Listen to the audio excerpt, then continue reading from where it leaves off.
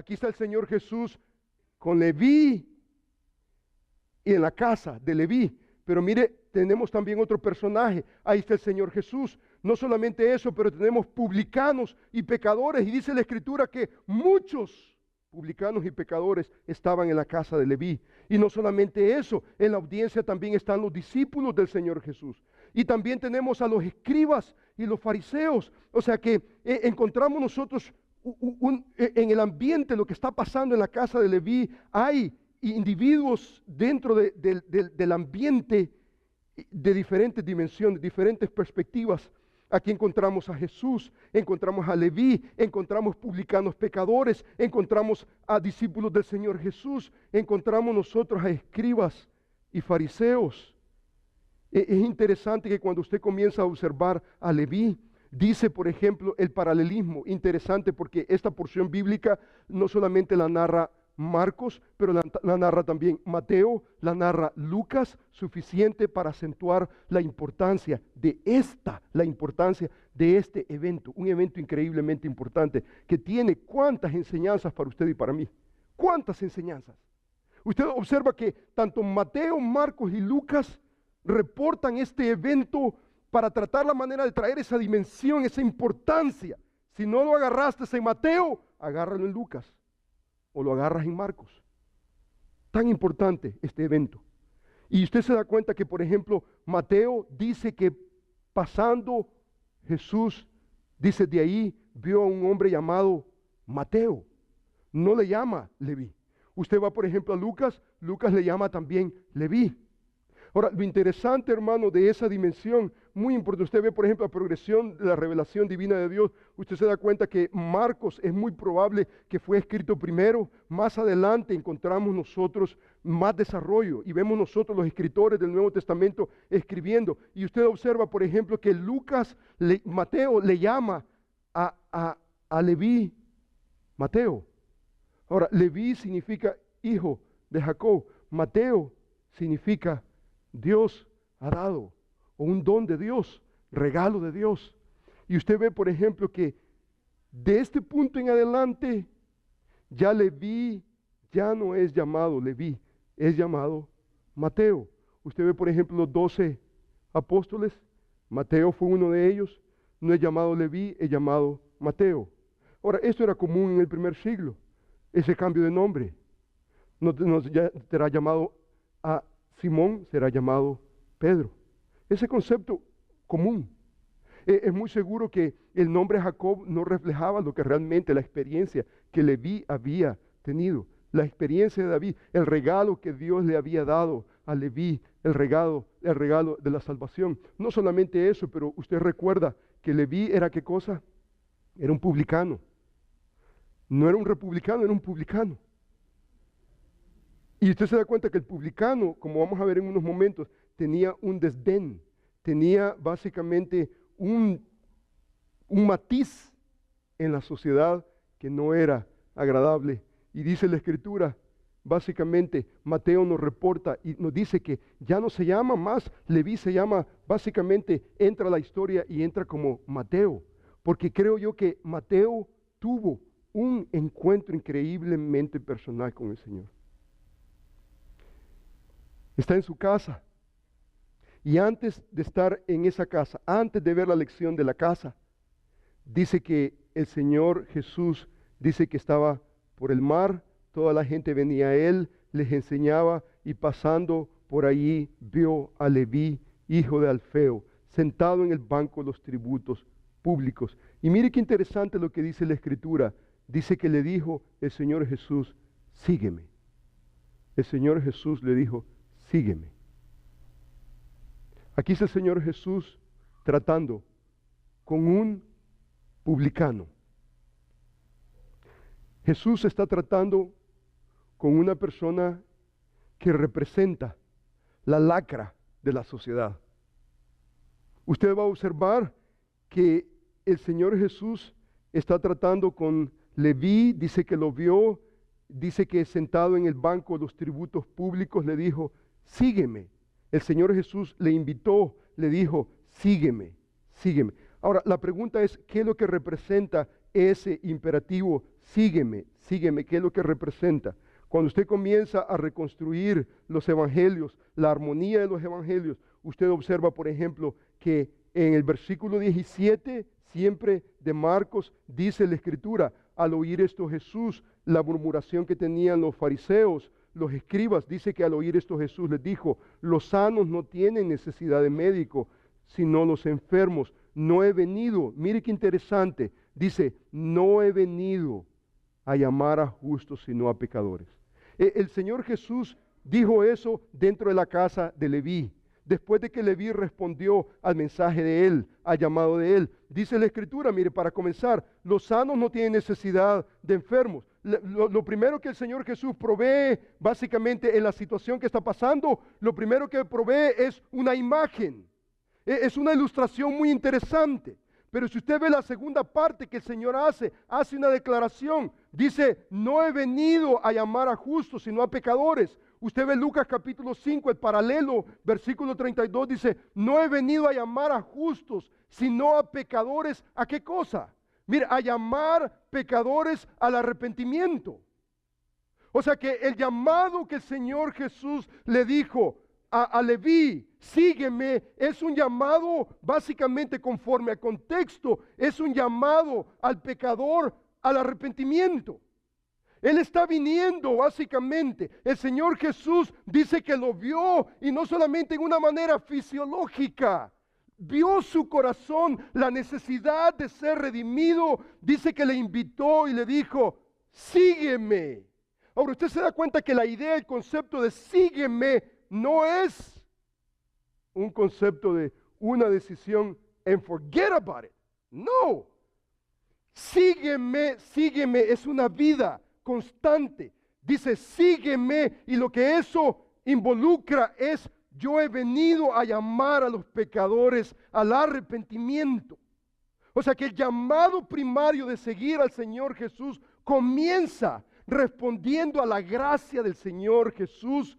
Él ha venido, y Él ha venido a llamar a los pecadores al arrepentimiento. Usted se da cuenta que en este pasaje vemos la grandeza de la gracia de Dios, pero vemos también el escándalo de la gracia de Dios. El escándalo para aquellos que abrazan una religión.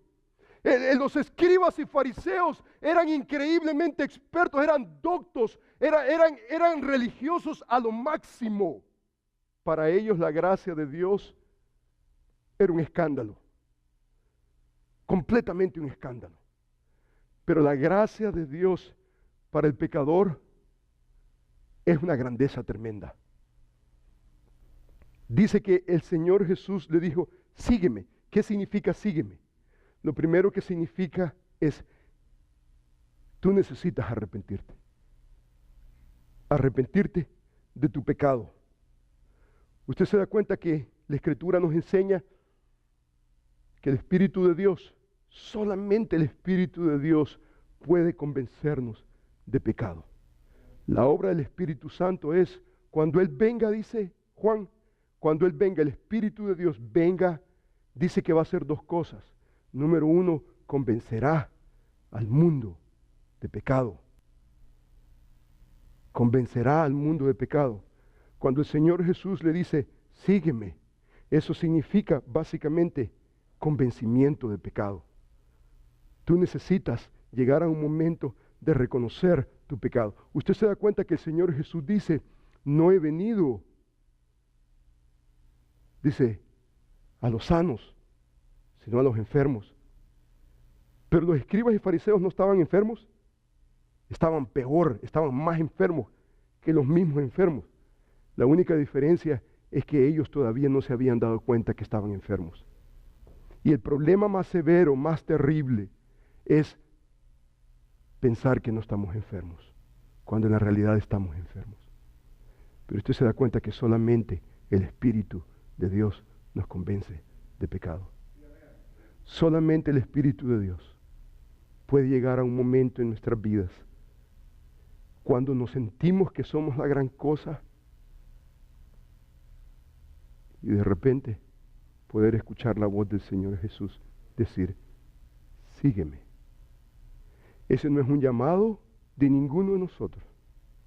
Cuando el Espíritu de Dios comienza a tratar con un individuo, comienza a tratar con la necesidad de su alma. Usted sabe que no está siguiendo al Señor Jesús.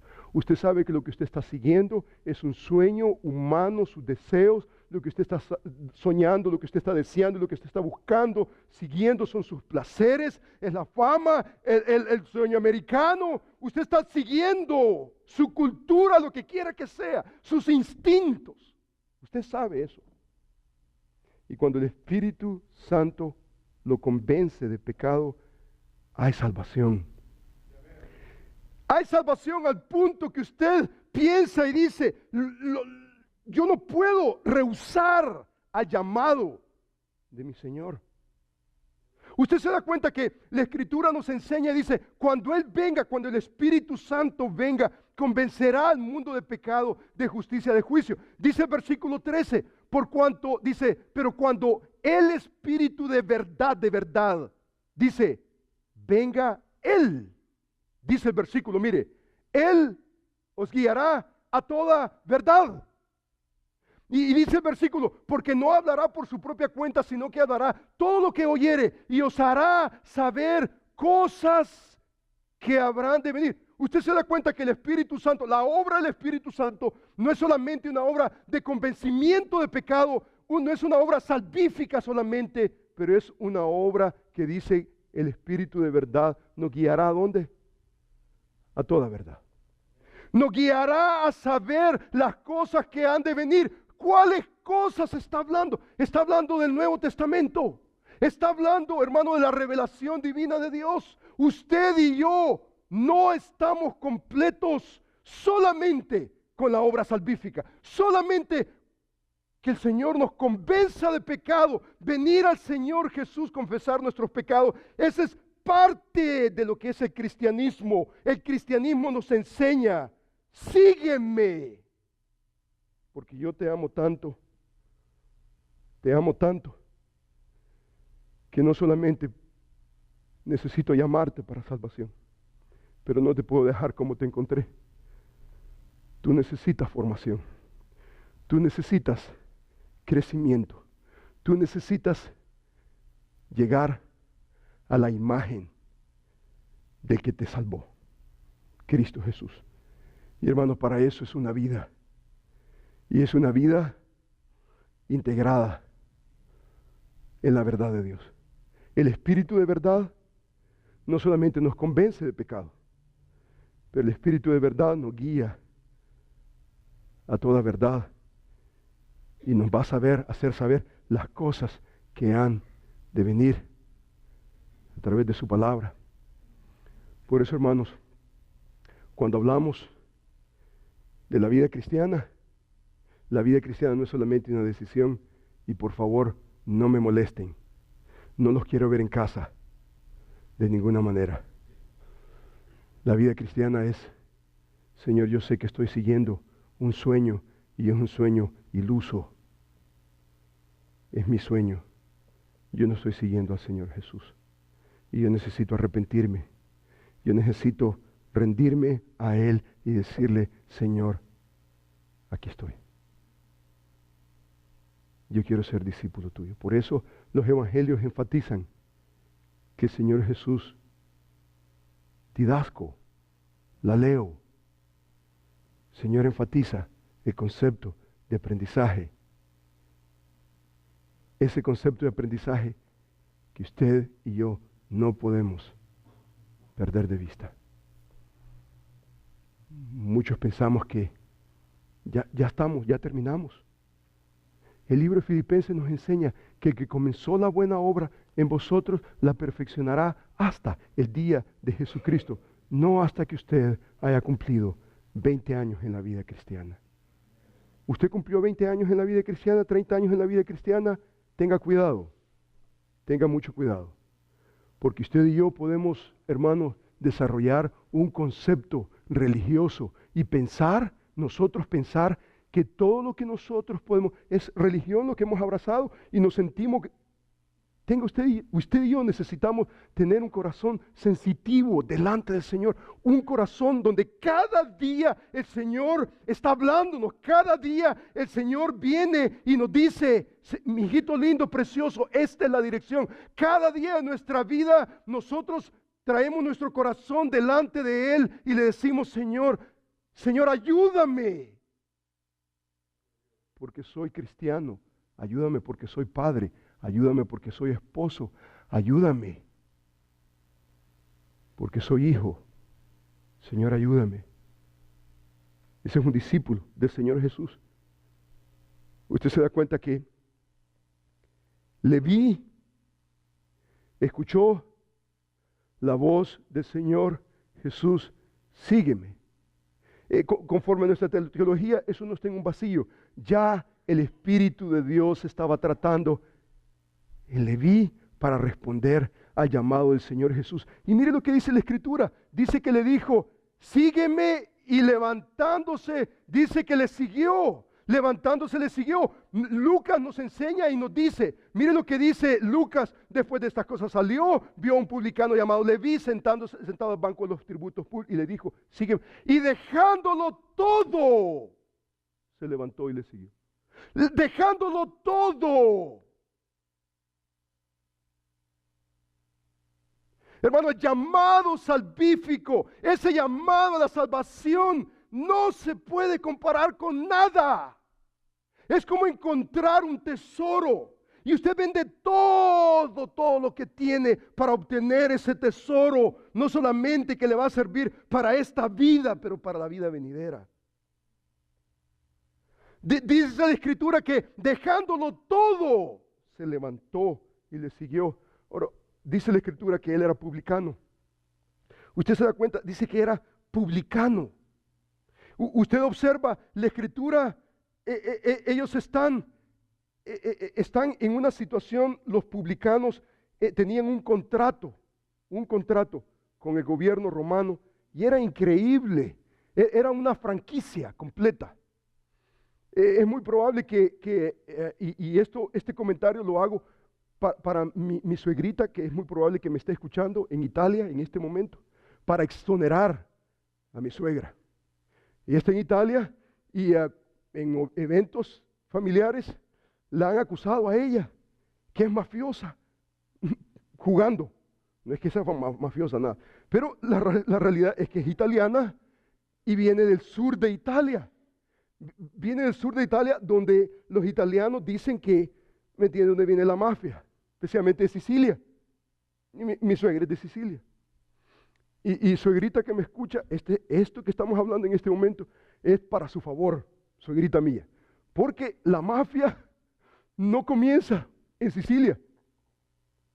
Aquí encontramos nosotros una mafia. ¿Saben lo que eran los publicanos? Era una mafia romana. Ahora, no puedo exonerar a mi suegra porque es italiana, de Roma, pues ahí está, ¿no? Lo que puedo solamente exonerar es de Sicilia. Pero aquí está el contrato que tenían los romanos con las provincias romanas. Era increíble, era una franquicia literal. Y entonces las franquicias eran ofrecidas al mejor postor. Si usted tenía dinero, usted podía comprar una franquicia y entonces usted tenía el derecho con la autoridad romana de cobrar taxes a los ciudadanos. Ahora, usted se da cuenta, Capernaum era una provincia romana y entonces Mateo funcionaba, estaba en el banco de los tributos públicos. Entonces, la costumbre básicamente era que en su franquicia él había invertido mega money, increíble fortuna para comprar la licencia de operar bajo la autoridad romana. Entonces, él básicamente cobraba una moneda para Roma, una moneda para mí. Una para Roma, una para mí. Y de vez en cuando, una para Roma, dos para mí. Y entonces, la costumbre era que, ¿me entiende?, los publicanos se enriquecían increíblemente. Ya eran ricos, pero aparte de esa riqueza, se enriquecían aún más. Por esa razón, usted encuentra en los evangelios la dualidad, publicanos y pecadores. Otra denominación que usted encuentra en los evangelios es publicanos y rameras. Porque ese era el consenso de la sociedad. Cuando alguien era un publicano, ya se sabía que venía a robar. Por eso yo creo que Leví se cambió el nombre a Mateo. Porque imagínense de qué fama. Pero mire qué interesante. Nosotros ya observamos que el Señor Jesús le dijo, sígueme. Y dice la Escritura que dejándolo todo. Usted se da cuenta de lo que significa dejándolo todo. Dejándolo todo para Mateo significa su franquicia. ¿Alguien tiene una franquicia por ahí? Son lucrativos. ¿Quiere comprar una franquicia de McDonald's, por ejemplo? $1.200.000. $1.700.000, depende de la Baja Fresh, por ejemplo, $500.000. Usted quiere, es increíble.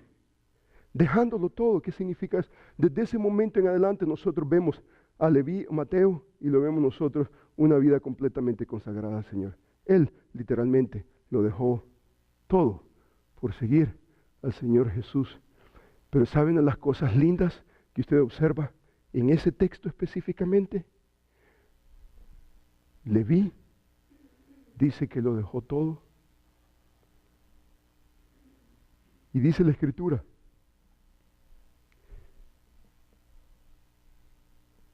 que invitó al Señor Jesús. Mire lo que dice el texto. El texto dice que estaba en la casa de él, de Leví. Y dice la Escritura que estaban en la mesa. ¿Y qué es lo que estaban haciendo en la mesa? Dice que estaban comiendo. Los fariseos le acusaron y le dijeron, dice que le dijeron, ¿por qué Jesús, discípulos, comen con publicanos y pecadores? Estaban en la mesa. Dice el libro de Lucas, Leví hizo un gran banquete. ¿En dónde? En su casa. Y Leví le hizo, ¿a quién? Al Señor Jesús. Gran, mega banquete en su casa. Y había mucha compañía de ¿qué? Publicanos.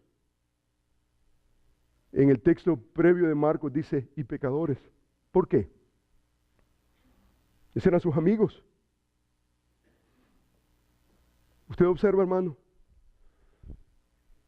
Aquí está Leví respondiendo al llamado del Señor Jesús, un llamado al arrepentimiento. Respondió. Y Leví no dijo,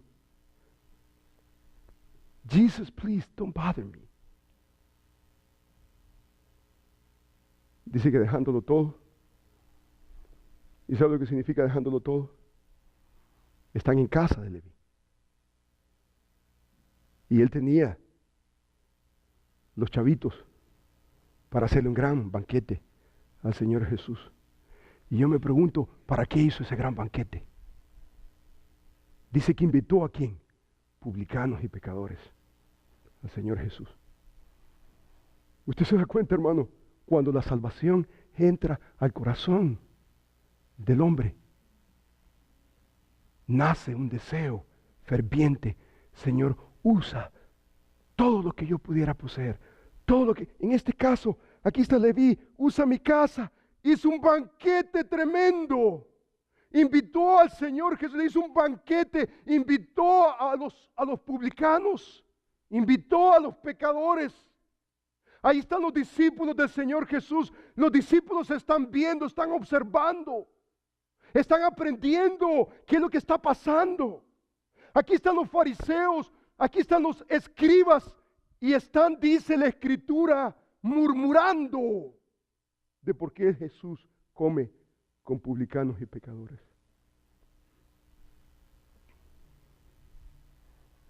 Usted se da cuenta, número uno, hermano, el ministerio de las casas no podemos ignorarlo, porque es un ministerio complementario, un complemento. Lo que estamos haciendo nosotros acá es un aspecto de nuestra vida cristiana, pero no limite su vida cristiana a este momento. Incorpore usted esa dimensión. Hermanos, nuestro ministerio de visitación está allí, hermano, para su servicio, para que usted pueda invitar a otros publicanos y pecadores. Tal vez no son publicanos, pero son tal vez realtors, o tal vez son carpinteros, o tal vez son secretarios o secretarias, o tal vez son dueños de negocios, o tal vez son lo que quieran. Invite para que tengan un contacto con el Señor Jesús. Tal vez el Espíritu de Dios toca sus corazones para poder venir al arrepentimiento genuino y responder al Señor Jesús, y que usted pueda ser un instrumento en las manos del Señor Jesús para el reino. Ese impacto. No limite su vida cristiana a este momento importante. ¿Se recuerda la semana pasada? La semana pasada, ¿quiénes eran los que murmuraban? Los discípulos murmuraban. ¿Y el Señor Jesús qué hizo? Les enseñó. Les enseñó una perspectiva, y una perspectiva increíblemente saludable de lo que es la vida cristiana, porque el Espíritu de Dios no solamente nos convence de pecado, pero el Espíritu de Dios también nos dice: yo no he terminado contigo todavía. You are not done yet. You're still in the process. Todavía hay cosas que necesitan ser cambiadas para el honor y la gloria del Señor. Esta semana pasada tuve una experiencia muy interesante. Llevé a mi hijo a la práctica de soccer. Era ya noche. Había un frío pero tremendo. Llegamos y todos hablando de frío. Estaba 28, 30 grados. Estaba frío en la intemperie, en lo abierto. Y hablaban los papás, un frío tremendo, frío todo. Todos con frío, todos un frío tremendo. Y entonces soplaba un viento que... Entonces yo tenía mi beanie, tenía 2 chaquetas, un frío pero tremendo. Y entonces tenemos 2 juegos. En el primer juego yo participo, soy parte del equipo. Entonces participo con mi niño. En el segundo juego tengo que verlo solamente, porque están los coaches, ¿no? Entonces, en el primer juego yo estoy sudando y entonces comienzo a sacarme la primera chaqueta, la segunda, el beanie y todo, y ya estoy yo ahí. En el segundo, comenzar a meterme otra vez la chaqueta, porque el frío está tremendo. Y entonces tenía un frío. Y entonces, en el segundo juego, que ya era ya tarde, comencé a hablar yo con una mamá de uno de los niños. Y entonces me acerco yo y entonces me le quedo viendo yo a la señora. Y de repente aquí, ¡zum! No se había dado cuenta. Y estaba hablando conmigo y le hacía, no, sin problema. Ningún problema. Yo creo que, y se reía. Parece que estaban dulces los ¿verdad? Y medio verdes y amarillentos ahí, ¿no? Y hacía, ¿no? Y entonces yo me le quedaba viendo, hombre, esta señora. Y mi mente, yo, ¿cómo es que se puede comer los mocos? Decía yo, ¿cómo? Bueno, y entonces ella se reía, pero luego después yo pensé, ¿y por qué se está riendo? ¿Por qué se está riendo? Y entonces pensé yo inmediatamente, tal vez se está riendo porque yo también traigo una tira. Entonces inmediatamente, usted sabe, como buen salvadoreño, ¡zum! Y cuando me vine a dar cuenta, ¡zum! Y entonces me puse yo a reír y entonces le dije, voy a traer una bola. Y ya fui a traer una bola y yo me reía. Y entonces inmediatamente, ¡zik! Y ahí salió todo. Y todo. Usted se da cuenta, hermano, la vida cristiana es idénticamente así, es la vida cristiana. Muchas veces pensamos que no tenemos mocos. Yo no le dije a ella, señora, tiene mocos. No le dije, ella no me lo dijo a mí. Pero en un ambiente de cristianos que nos amamos, ¿sí? Nos amamos y sabemos que la verdad de Dios está ahí. Poder acercarse al hermano y decirle, hermano, límpiese los mocos, por favor. No, mira, aquí está la palabra, no es cierto. Hermano, la vida cristiana esa es. La vida cristiana no ha terminado con nosotros. Mire, por eso, hermano, ese concepto, por ejemplo, público, venid, ese llamado, hermano, a la salvación es importante, sin perder de vista. No podemos perder de vista que el Señor necesita limpiarnos. Tiene que hacer una limpia con nosotros.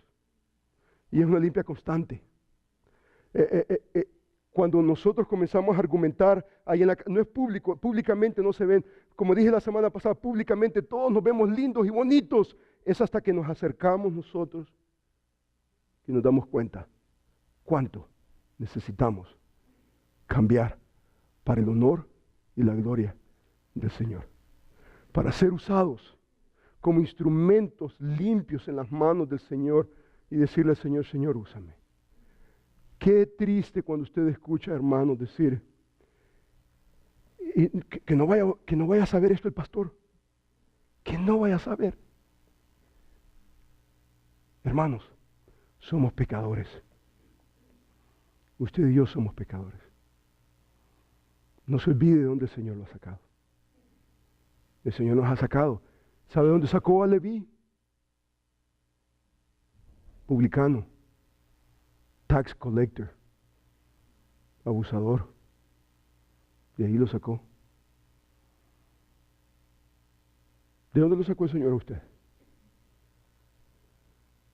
Si el Señor todavía no lo ha sacado de nada, tal vez este es su momento de que usted escuche la voz del Señor Jesús y decir, sígueme. Y que usted el día de hoy pueda responder al llamado del Señor Jesús y que usted pueda dejarlo todo y decirle, Señor, haz la obra en mí. Yo me arrepiento de mi pecado. Yo pongo mi fe en ti. Haz de mí una criatura nueva. ¿Por qué no inclina su rostro en este momento? No tenemos tiempo para más. Vamos a dar gracias a nuestro Dios. Vamos a decirle al Señor, Señor, aquí estamos delante de ti. Incline su rostro y hable con Dios.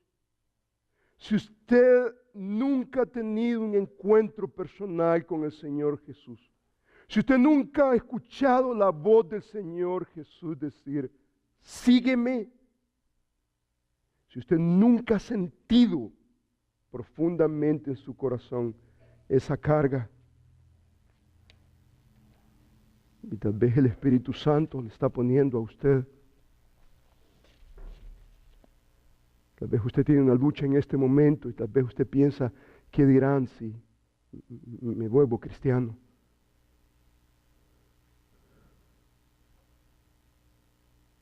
Resuelva eso delante de Dios hoy. Dígale al Señor hoy. Señor Jesús dice, venid a mí, todos los que estáis trabajados y cargados, y yo os haré descansar. Llevad mi yugo sobre vosotros y aprended de mí. Aprended de mí. Si usted nunca ha venido al Señor Jesús, arrepentido de sus pecados, poniendo su confianza en el Señor Jesús, y usted quiere hacerlo el día de hoy, hable con Dios y dígale, Señor, sálvame, sálvame. Si usted ya ha venido al Señor Jesús y usted no está aprendiendo, Jesús dice, aprended de mí que soy manso y humilde de corazón. Tal vez toda su vida ha sido caracterizada no por mansedumbre y humildad. Tal vez usted es un soberbio que necesita ser quebrantado con la verdad de Dios. Dígale ahí en lo privado de su corazón al Señor, Señor, yo quiero aprender de ti. Señor, dame la oportunidad de tener no solamente una dimensión pública en mi vida, exponerme a las verdades de Dios, aprender de ti públicamente, pero Señor, enséñame de una manera privada poder provocar a otros al amor, a las buenas obras, exponernos a la palabra. Señor, bendice tu iglesia bíblica Berea. Y te ruego, Señor, que todos y cada uno de nosotros podamos aprender a vernos en el espejo de la palabra, ver nuestras debilidades, ver tantas cosas que necesitamos cambiar, tantas cosas que son estorbo